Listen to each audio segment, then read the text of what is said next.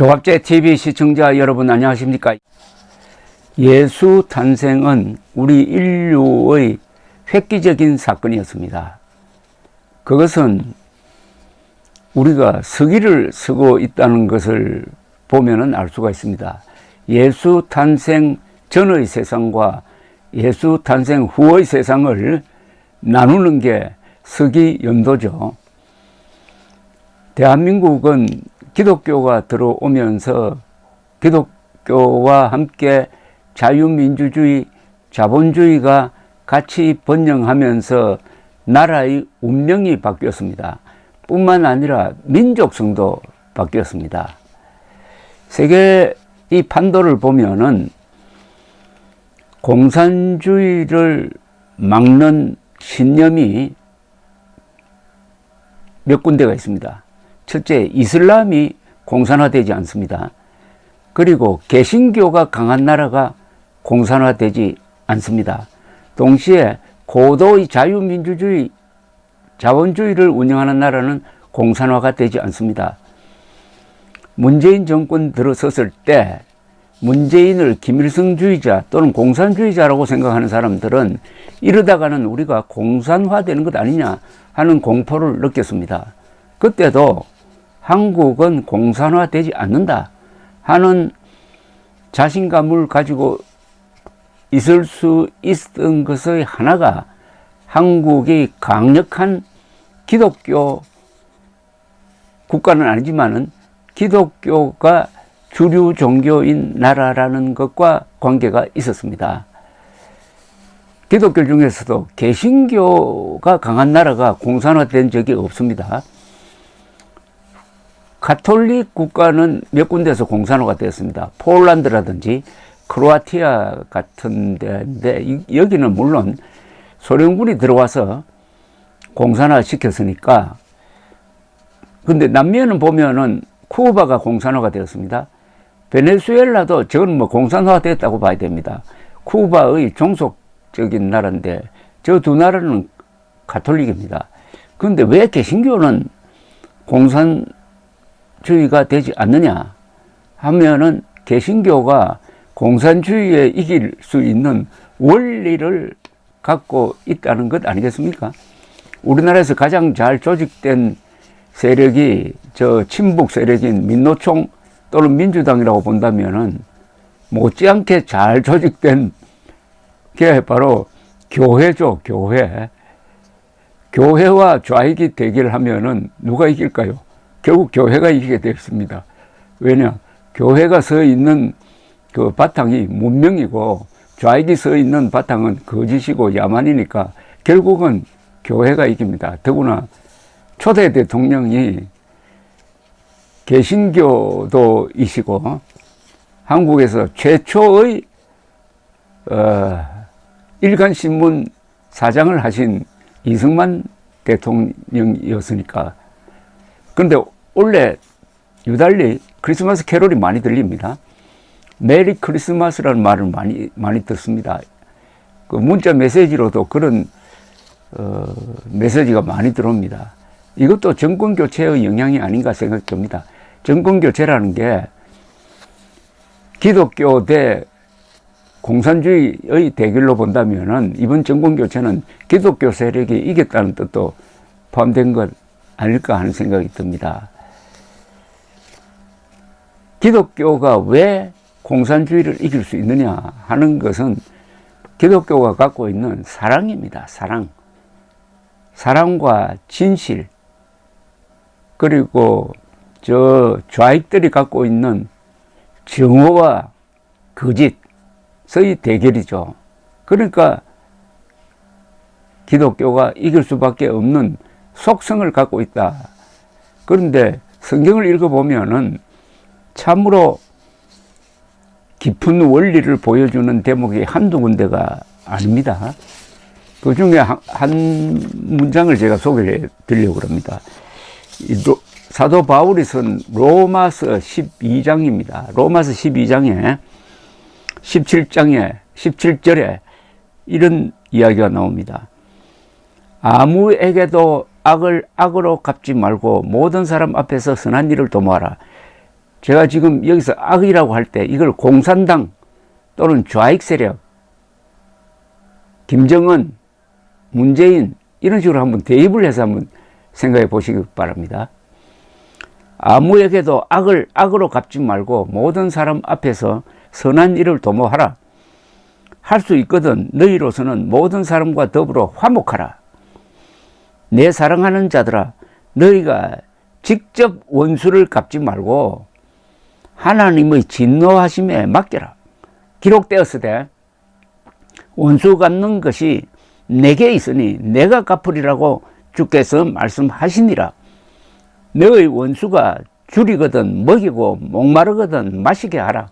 그리함으로 너가 숯불을 그 머리 위에 사 놓으리라. 악에 지지 말고 선으로 악을 이겨라. 아무에게도 악을 악으로 갚지 말고 모든 사람 앞에서 선한 일을 도모하라. 악에 지지 말고 선으로 악을 이겨라. 어떻습니까? 이렇게 하면 공산당한테 이깁니다.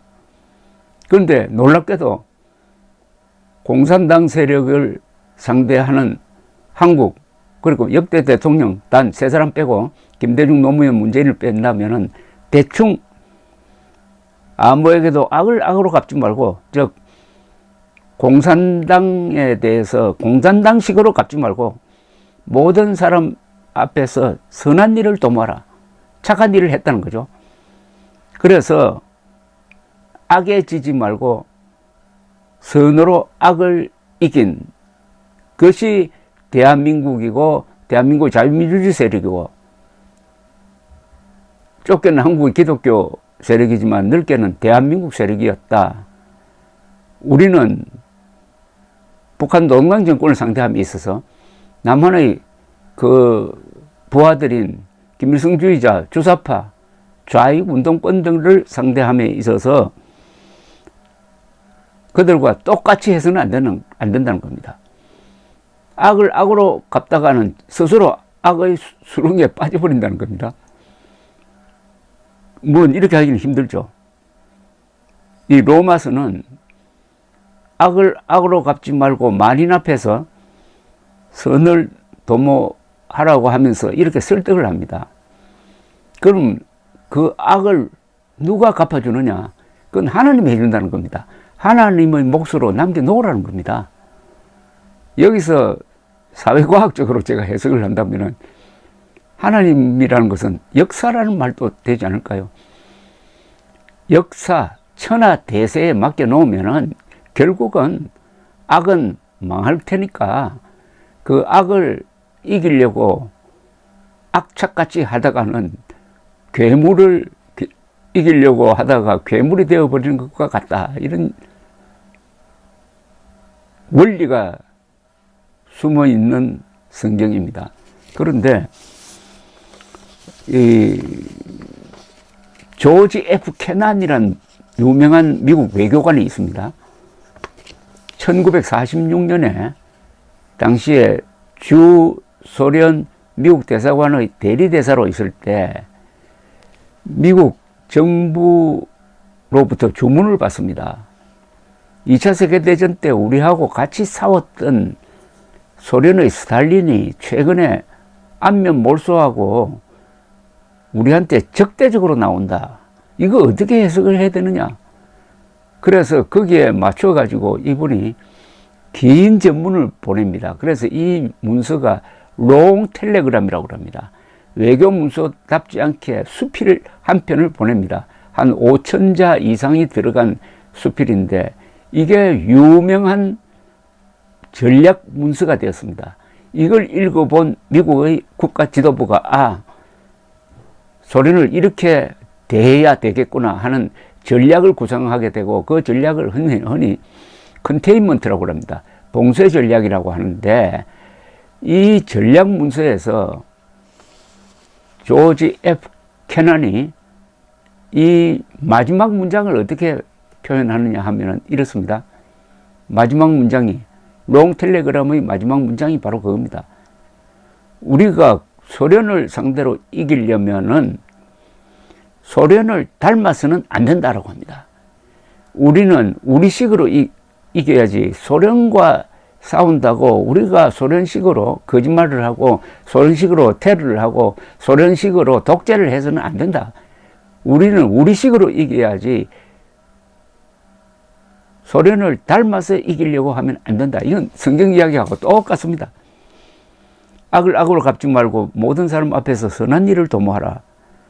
악에 지지 말고 선으로 악을 이겨라. 놀랍게도 그런데 북한 농당 정권을 상대하면서 우리 대한민국이 걸어온 길도 바로 이 성경 말씀 그대로입니다. 북한 농당 정권과 이기기 위해서 우리가 북한 농당 정권이 빨갱이식으로 변했다면은 이게 본들 그게 무슨 소용이 있습니까? 북한은 전체주의적으로 하지만 우리는 참아가면서 민주주의식으로 법치를 세워가면서 했다는 겁니다. 그러니까 깝깝하긴 하죠. 그는 감정대로 하면은 막 공산당식으로 싹 쓸어서 공산당을 없애버리면 좋겠는데 그러다가는 똑같은 사람이 된다 이겁니다. 몇 가지 예를 들겠습니다. 이승만 대통령은 6.25 중에도 언론 검열을 하지 않았습니다. 전쟁이 나면 언론 검열을 하는데 지금 이스라엘은 평화시인데도 언론 검열을 합니다. 왜 안 했을까요?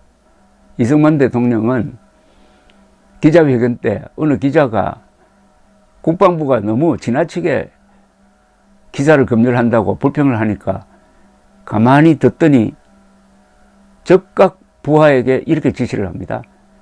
국방부에 연락해서 내일부터 언론 검열 중단시키세요. 왜냐? 우리가 공산당과 싸우는 것은 자유를 지키기 위한 것이다. 근데 자유 중에서 가장 중요한 자유가 언론의 자유이다. 그런데 공산당과 이기기 위해서 언론의 자유를 제약해버리면은 그 이겨본들 뭐 하느냐? 이렇게 이야기를 합니다. 제가 이 성경 이 말하고 똑같은 거 아닙니까? 아무에게도 악을 악으로 갚지 말고 모든 사람 앞에서 선한 일을 도모하라. 악에 지지 말고 선으로 악을 이겨라. 그걸 이승만 대통령은 정책으로 했습니다. 그래서 3년 동안 6.25 한참 고지전을 벌리고 피투성이 되는 싸움을 하는데도 언론은 그때는 주로 신문입니다. 신문은 대통령 욕도 하고 정부 욕도 하고 군인들이 어디서 뭐 민간인들을 죽였다 하면은 그걸 발굴해 가지고 크게 보도하고 했습니다. 거기서 그치지 않았습니다. 1952년 이승만 대통령은 개헌을 해가지고 대통령 직접 선거를 합니다. 우리나라에서 최초로 직선제 개헌을 한 사람이 이승만 대통령입니다. 민주투사죠. 이분이 진짜 민주투사 아닙니까? 그리고 지방선거까지 합니다. 그때 한 10,000명 이상을 뽑았습니다. 면장까지 뽑았어요. 최대 규모의 선거를 전쟁 중에도 했습니다. 어떻게 생각하십니까? 바로 기독교 정신으로 우리는 싸워서 공산주의를 이겨냈을 뿐만 아니라 공산당을 닮지 않고 이런 우리의 풍요와 자유를 누리고 있습니다. 어떻게 보면 세계 역사상 가장 악독한 김일성과 세계 역사상 가장 착한 대한민국의 대결이 진행 중인데 다행히 지난 3월 9일 이야말로 천우신조로 윤석열 대통령을 뽑음으로써 이제 시간은 우리 편입니다. 그러니까 이제는 좀 느긋하게 좌익하고 공산당하고 거짓말쟁이하고 지금 민주당하고 문재명 세력과 싸우니까 야 우리도 같이 거짓말하고 우리도 선동하고 우리도 음모론 만들어내고 그렇게 해서 싸우자는 유혹이 있어요. 거기에 빠진 사람 많습니다. 그러다가는 이겨도 아무 쓸모가 없습니다. 아무에게도 악을 악으로 갚지 말고 모든 사람 앞에서 선한 일을 도모하라. 복수는 하나님한테 맡겨놓으라. 그리하여 악에 지지 말고 선으로 악을 이겨라. 성탄절에 저음해서 한번 해본 이야기입니다. 감사합니다.